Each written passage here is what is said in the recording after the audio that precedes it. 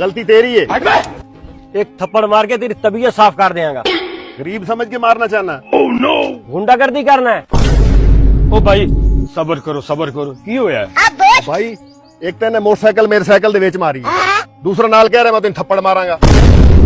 ओहो साइकिल का नुकसान तो वाकई हो गया।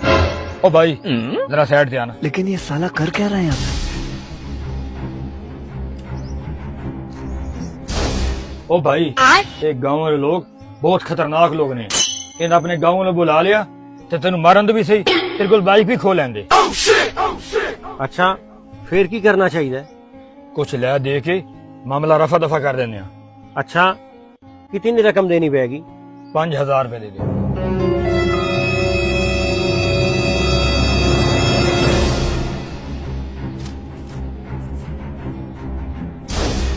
ओ भाई एक मिनट साइड थे। समझ रहे हो?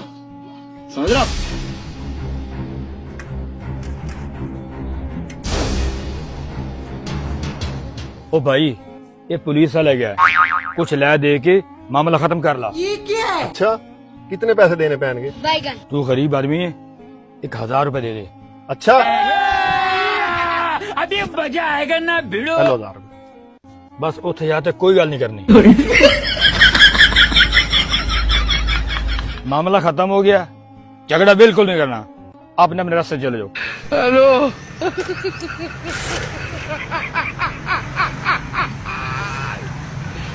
Hola, Carlos.